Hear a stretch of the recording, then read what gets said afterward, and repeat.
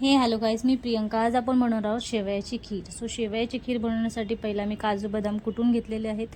विलायचीची पण पेस्ट केलेली आहे, बारीक कुटून घेतलेली आहे विलायची. ही शेवयाचं पॅकेट आहे जे आपण शेवया करणार आहोत.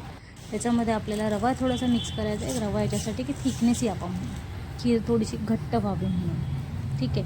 सो इथे दूध उकळत ठेवलेलं आहे मी. आता दूध तापलं आहे आपलं. त्याच्यामध्ये 4 ते 5 चमचे मी साखर टाकणार आहे. तुम्ही साखर तुमच्या अंदाजानुसार टाकू शकता.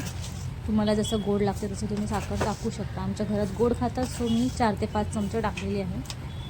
आणि इथे मी घेतलेला आहे तवा. सो तवा याच्यासाठी घेतला की भांडे खराब होऊ नये म्हणून घेतलेला आहे. सो त्याच तव्यामध्ये नंतर मी चपात्या करणार आहे.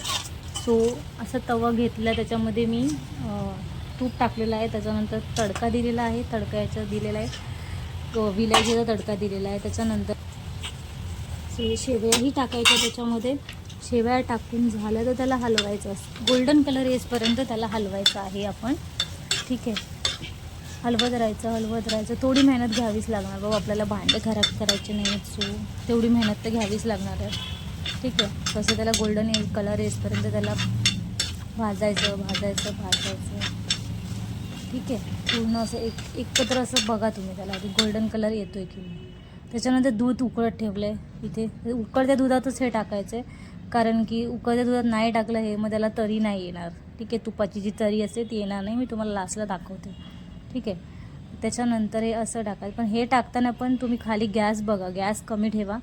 ठीक आहे.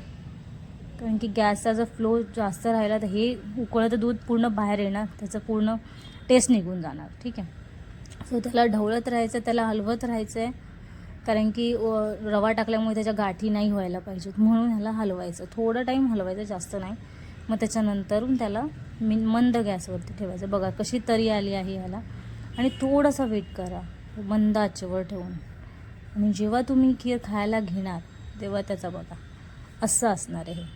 पूर्ण अशा पद्धतीने खीर अशी तयार होते, घट्ट मस्त. खायला पण खूप छान लागते. लाईक करा, शेअर करा, कमेंट करा आणि सांगा कशी झाली.